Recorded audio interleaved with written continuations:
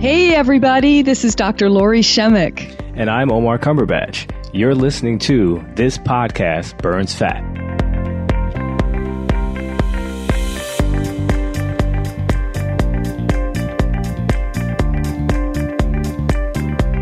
Hey Lori, how you doing?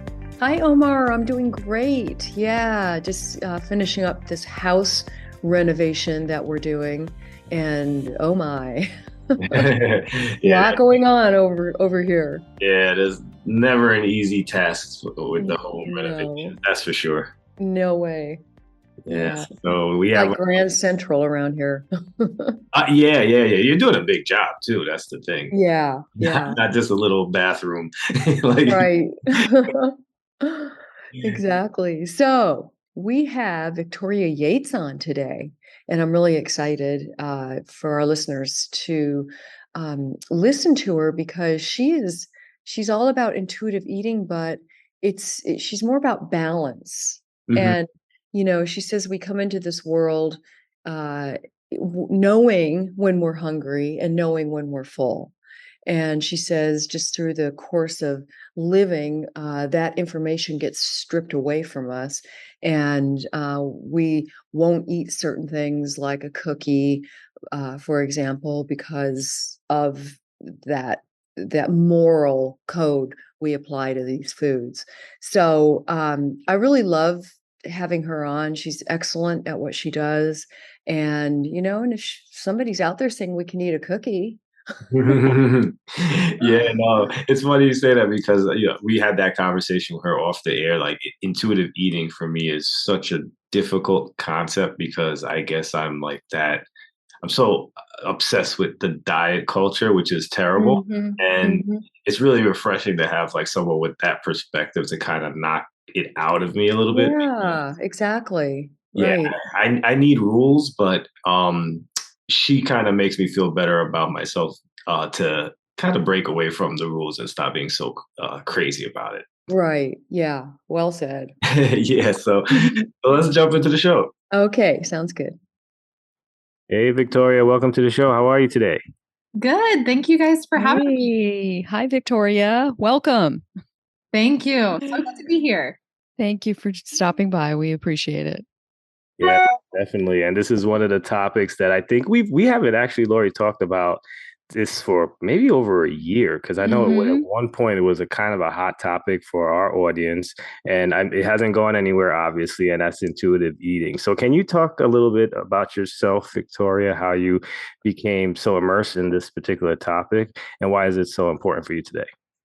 Yeah, so my background actually is nursing. I was a nurse prior to working as a coach now for 5 years.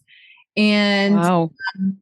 I've always had an interest in health and wellness and just learning more about like how to be and feel my healthiest self. So I kind of was like my first, I guess, protege.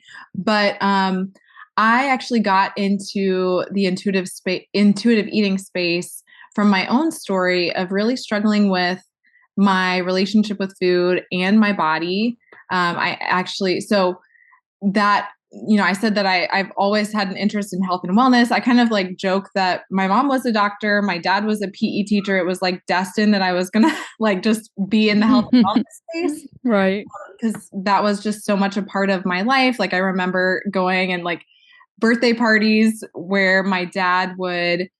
We would just like get a bunch of like the PE like equipment, flag football and all of this. And like, that would be my birthday party, would be inviting people over to like play games and do physical fitness. So anyway, that's great. A little picture into my background. And just like part of my personality is I kind of take things to that, like I kind of describe myself, and also the women that I oftentimes work with is these like high achiever type people who like take what they know to the extreme, and they're like that A+ student. They, want to do everything and just excel at everything. And that was really me, where I kind of took health and wellness to this extreme place. And for me personally, I ended up with, looking back, with an eating disorder. and really just an unhealthy relationship with food and my body. And so I kind of dealt with that on and off for like about 8 years. And then it wasn't until I learned about intuitive eating where everything clicked for me. And I had this realization that, and just with my background in nursing too, and like learning about the human body, that we don't have to, a big thing for me was like, we don't have to be perfect at eating to be healthy. And I think that one thing that I've realized just with my own story and with the work that I do with my clients is that a lot of people have this idea going into their health and wellness journey that perfection is required. Yes, And exactly. that really sets them up for failure. And so I kind of made it my mission. I realized, like this is like what's been being preached to people about health and wellness. And, it ended up for me with leading me to this eating disorder. But for a lot of people, maybe they don't go to that extreme, but they go to these extremes of like, just they end up dieting, like chronic dieting, because they just keep thinking like, I have to keep adding more and more rules and just like keep trying to measure up, and then like they don't, and then there's this whole shame cycle that derails them and self-sabotage. And so anyway, that really led me into this place where I am now, where I coach women on their relationship with food, their relationship with their body, their relationship with themselves. And the end goal is always to get to this place where they have a healthy lifestyle, and one that really works for them. I love that. I really do. I think, it's really important to have balance in your life. In fact, our body is built on balance, which is referred to as homeostasis, right? Every aspect of that. And so, I think about some top experts in certain areas like carnivore or keto, are now letting go of that. They're doing a 180. They're now adding carbs back into their diet where they were forbidden before. And so it's just a great example of how the human body really does need balance. And so if you could you just describe to us what intuitive eating is? Yeah. So intuitive eating is at the core, it's a framework that is research based, which I think is really important. Right. Helps people to get away from dieting and get to a place where they trust their bodies with food. So originally it was built on, 10 principles that really guide someone to get to this place. Two dietitians back in the 90s had Elise Resch and Evelyn Tribole had this realization in their practice where they started to see that prescribing diets wasn't effective for the long term. They were seeing their clients kind of making changes and then like going back and going to their old ways, and it wasn't sustainable. So that's really where the intuitive eating movement started. And then it's just come into so many more people like getting behind this research, where we see that the way that we used to think about food and health and prescribing diets isn't effective for people. And I think the biggest thing that led to this is just seeing how much our brains and our psychology is influenced into just the way we are with food. I see this with my clients, where it's like I mentioned, kind of that guilt and shame cycle that we get sometimes when when you eat a quote bad food, and it kind of leads into this whole guilt shame response that a lot of times for people leads into overeating or a lot of negative behavior cycles. But just like seeing how much our psychology is involved with our relationship with food and just how we are with food and health. And I think that just speaks to how we are whole beings, which I know you guys are for, is just like this whole person approach where we can't just focus on eat this, exercise like this. We have to think about ourselves as a whole. So that's really what intuitive eating is about, is getting to a place where you have a good relationship with food, where you can find that balance where you're able to enjoy all types of foods and not feel like they are something that controls you, which is a lot of times what the repercussion of dieting is. And to underscore that, there's a picture of you on Instagram with a triple sundae. I could not finish that sundae. I was really impressed. But that just shows you, how comfortable you have become with around food. Yeah. Yep. And I had a couple of bites of that for the photo shoot, and I was like, this is enough. Right. I know. I hear you. Yeah. So Victoria, this is one of the concepts I think that many people have a difficult time with, is because every time that we eat, it's tied to either weight gain or weight loss. What does that mean? And like, how is that a part of what we consider diet culture today? Yeah, I think a lot about this because a lot of my clients do come to me and they're like, I want to lose weight, but also I've tried every single diet out there and it hasn't worked, or I've lost weight and then I've like gained it all back.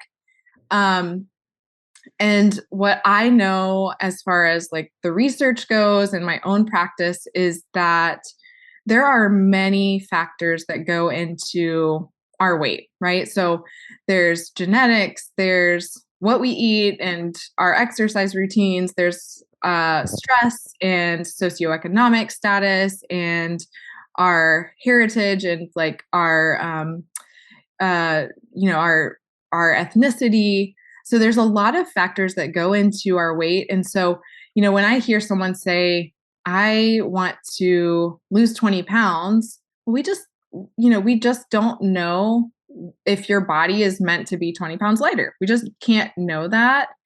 And also we know there's evidence that suggests that dieting, a history of dieting and, kind of that yo-yo dieting that a lot of people refer to, on again, off again, that has a significant effect on our metabolism that can set people up to be in a larger body. So the way that I see it is we just don't know what your body's meant to do or the size that you're meant to be, the weight that you're meant to be at. And the absolute best thing you can do is to get to do the healthy actions, to do the things that we all know are healthy, right? I think one thing that I really believe is that the majority, at least for my clients, like the majority of people that I work with, they know what it looks like to eat healthy. They know that exercise is important, that sleep is really important, that managing your stress is important. And it's, if we can start doing those things and let's just see where your weight gets to. I think that sometimes, for a lot of people, that's the most important thing to start.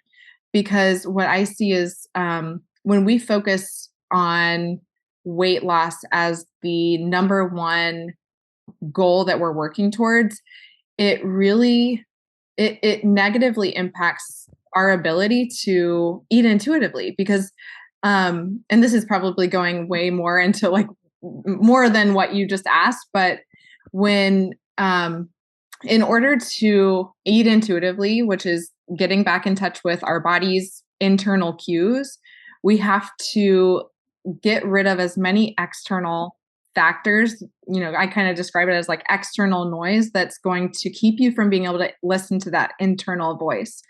And pursuing weight loss can be one of those external factors that can really get in the way of being able to eat intuitively. For example, if you are, going through your day and you're working on trying to listen to your body and you have weight loss as the goal and you're like, ooh, I'd really like some chocolate.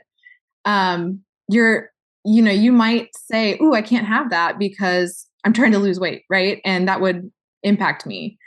And, definitely in the beginning, as you're working on making peace with food and getting rid of those labels of like foods being good, foods being bad, and listening to your body, it's really important to not necessarily say you can't have the goal to lose weight. Like I said, a lot of my clients come to me and they're like, I want to lose weight, but to put weight loss as a goal on, I like to say, like, put it in the passenger seat. So let's let, your goal to become more of an intuitive eater, that's going to be what's driving right now. And we'll get to that goal of losing weight after we've really healed that relationship with food, relationship with your body, relationship with yourself. It's really important. It's really hard because we still live in a world that is very weight focused, and like health equals, like, your weight equals how healthy you are. But I see that as such an important thing to focus on. Yeah, and that's, one thing Omar and I always try to really emphasize here is that when you do the healthy things, which is what we try to bring different points of view in terms of optimizing health, weight loss will occur for the majority of people. And, but there are people that are afraid to do something like this because they're thinking, oh my gosh, I'm obsessing over food all the time. How do you really approach your clients with that in mind, their obsession over food? Yeah. So the way that I see it, and I actually see this with a client that I am just finishing up with, that I met with today, that as you do the work and heal your relationship with food, a lot of times for people, maybe they kind of came from this cycle where they're kind of restricting and dieting, and then they're swinging to the other extreme and they're overeating, and they're doing this back and forth because, when you're restricting, your body is essentially thinking, I'm starving. And so that drive to eat increases. And so then you kind of swing to the other side, depending at some point, depending on your willpower, you swing to the other side, right, overeating, and you kind of go through that cycle. And a lot of times that leads to weight gain for people. Or maybe you're mindlessly snacking and you're just kind of like, you're not used to listening to your body. So you're kind of like snacking all day. And so when you start to eat intuitively, your weight, the way I like to say it is, your weight's going to find where it's meant to be. And like I said before, we don't know necessarily where that is, but for some people it's losing weight. For some people it's staying the same. For me, it was because I had struggled with an eating disorder, and eating intuitively meant that I gained weight, but I needed to gain weight. So that was the healthiest thing for me. So that is, some people, depending on like what your eating habits are, you might gain weight, you might lose weight, you might stay exactly the same. But we know that, research shows that when you are doing the health promoting activities, when you're eating pretty balanced and you're moving your body and you're doing these other things, sleeping well, managing your stress, that your health will improve even if your weight doesn't change. So Victoria, I guess one of my questions that make me stuck like around the concept of intuitive eating is my belief that there are foods that we should avoid, like, processed foods, sugar, for instance. How does that fall into the equation? Yeah. So, well, this is my perspective and it might differ from you, and that's okay. But I really think that our bodies are a lot more forgiving than we are led on to believe. And that, no, we don't want to eat processed foods all the time. But if you eat one little Debbie in your life, you're not going to be like totally, screwed over. But, I think I think that as a whole, if we are listening to our bodies and how our bodies feel, I know when I eat a lot of processed foods, or I don't typically eat a lot of processed foods, but when I eat some processed foods, I don't feel super good, right? So my body's kind of telling me like, this doesn't really sit well for me. And also, I think something that a lot of people they kind of stop short at when it comes to intuitive eating is that the end goal of intuitive eating is always to get to a place where you are honoring your health. And so what that looks like is you have done the work to heal your relationship with food, where it's not like I look at a bag of chips and I think that is a bad food and I am morally bad for eating it, which is where a lot of people go. Right. Even top health experts have Yes. this issue. Yeah. Yes. So I think that's the biggest thing, is seeing that food is not moral. It's not like you're not a bad person if you eat a bag of chips. And also, I think, if when we get rid of that morality, you're able to say, I'm going to eat this bag of chips and then notice how I feel. Oh, I don't feel that great. Okay, I don't want to have this all the time. Mm-hmm. Right? And so that's what I see a lot of, and I really do think like the health and wellness space, this might be kind of controversial, but I think the health and wellness space goes to this like black and white, all or nothing thinking that just keeps people stuck. Like, right. Sometimes chips are amazing. Like on a hot summer day with a barbecue, I think that those are delicious. And you're not your husband must love you. But you're not a bad person for eating some chips. And what I see a lot of times is people kind of associate that morality. And then there's this shaming effect that oftentimes leads to, well, I'm just not a healthy person. I'm just not going to try. I'm going to throw in the towel. So what I say is like, all right, if you want the bag of chips, have the chips and it's fine. And notice how you feel. And maybe you say like, oh, I don't feel that great. Okay. It's like I have it every once in a while. But And so just to interject a little bit, there are people that literally eat the bag of chips over and over and over again because it makes them feel better. How do you handle that situation?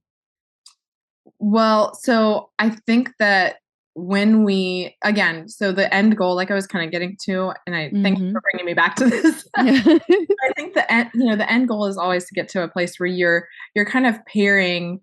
You have this nutrition knowledge. I know that a bag of chips is not nutritionally beneficial for me, but it's kind of meeting that pleasure aspect. But I know that, eating something more nutritious, like straight potatoes or, like roasted potatoes, is going to be more nutritious for me. So I know that in my head. So I'm going to make that choice, but not saying that when I have a bag of chips that I'm a bad person. Right. I think that's so important to note.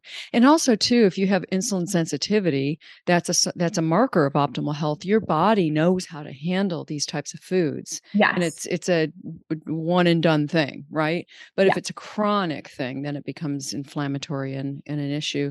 Yeah. So is intuitive eating, is it like you're just eating when you're hungry and stopping when you're full, for example?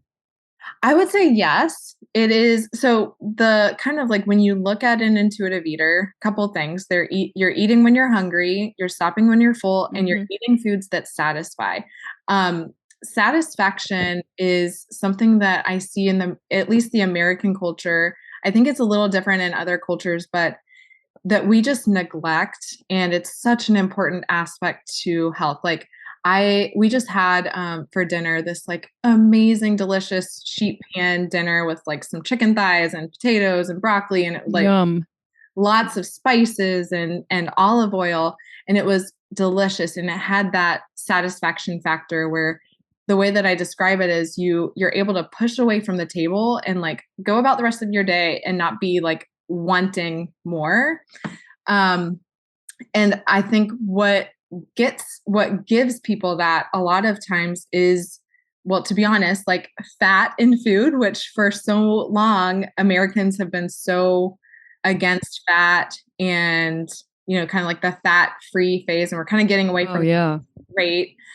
But we missed out on a lot of, and dieting really strips us from satisfaction, which is really important, because what I see a lot of times is, people are kind of just like eating the thing they're quote supposed to eat, and the like lower calorie option or the low fat option, and it doesn't have that satisfaction factor.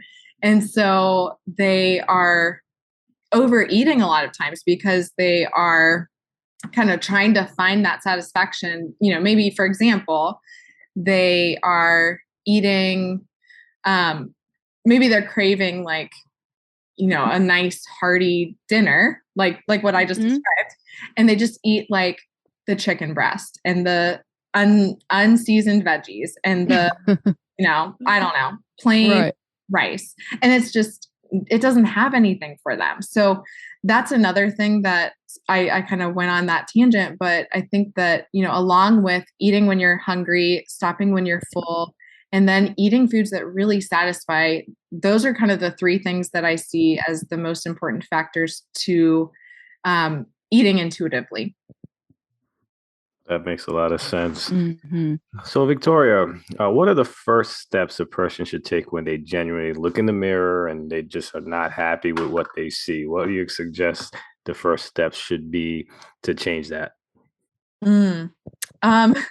This might not be what you're expecting, but I would actually say one of the first things that you should do is learn to respect the person you see in the mirror right now. Because one thing I also, along with intuitive eating, I do a lot of body image coaching, and because they go so hand in hand. One thing that I've found is we take care of the things we care about. And so a lot of times what I see as really keeping people stuck is they're trying to make all these health changes, but they don't like themselves. And so it doesn't really stick because that motivation isn't there because they don't like themselves.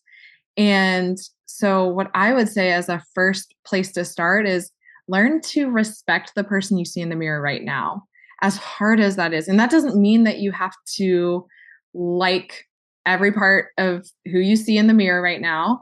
It doesn't mean you have to like your stomach or your thighs or, your arms, but it just means that you see yourself as, I am a worthy human being who's worthy of being taken care of as I am right now. A lot of times I think the message that people get is change yourself, lose weight, change your body, and then you'll like and appreciate yourself. And for most people that doesn't work because body image it's all about the way that you see yourself and the thoughts that you have about yourself. So I think one of the best things that people can do is actually to learn to respect who they are right now. And then from there, make changes that support who they want to be. Yeah, no, I definitely like that concept. I think intuitive eating is definitely more of what we would consider like the inner battle in essence. And that makes a lot of sense that would be the first step. Yeah. Balance. For sure. So, Victoria, this has been very good and really enlightened. And I'm glad that we revisited this subject again after, like I said, about a year and change since we really touched on this. So can you just give us a little bit of maybe parting advice that you would give the audience and also, how to keep up with what you're doing, your website, your social media handle, and everything we can do to just keep up with all this information that you're sharing? Yeah, thank you, Omar, and thank you, Lori. I really appreciate it. Thank you. Really. I love your Instagram account. Thank you. Thank you. Yeah, so I guess as far as parting advice goes, I would say one thing that a lot of times I kind of like get to with my clients is just this we talk a lot about perfection, and I kind of alluded to that at the beginning, this idea that like we're kind of fed this idea that there's a perfect way to eat and a perfect, like we have this measure of perfection that we're always trying to strive for, and like anything short of that is failure. And I think one of the best things that actually people can do, especially if they're wanting to take a more intuitive eating approach, is just letting go of that perfection. And one thing I say with my clients a lot is that we're not robots, and we're humans, we're not robots. And so we can't expect ourselves to be perfect. And I think when we let go of that perfection, we really open the window to being able to learn from ourselves, learn from failure. For example, say if you overeat, right, one night, instead of saying shame on you and just like beating yourself up, getting curious, I wonder why I overate, and really just being gentle with yourself. And, from this place of, I know I'm not perfect. I think that we would, as humans, I think we would grow a lot more in all areas, but, in this area of our relationship with food, Agree. a lot more when we let go of that perfection. So, yeah. Yes. Where can we find you? What is your Instagram account? It is non-diet, Yeah. right? Something like, is that right? non-diet_RN. Right. Instagram account. And then I actually also have a podcast called the Redefining Health Podcast that you're welcome to come. Fantastic. Thank you. Yeah. And if you're interested in learning more about working together, you can visit victoria-yates.com, and there's all the info there on connecting. Oh, that's awesome. Yeah. So Victoria, thank you so much for stopping by, just adding so much value to our lives. And, I know you're out there impacting others. So thanks so much for that. Thank you guys so much. I really appreciate it. Yeah, no, great. Have a great rest of the day. Yes, you too. Thank you so much for listening to this episode of This Podcast Burns Fat. We're so excited to have you as a listener, and we're hoping that you've really enjoyed the content as well. And if you did, please run over to iTunes and provide a rating and or review. It will go a long way in helping us continuously build our listenership up so that we can provide you with excellent content regarding fat loss, weight management, and just an overall healthy lifestyle. Thanks so much. Have a great night.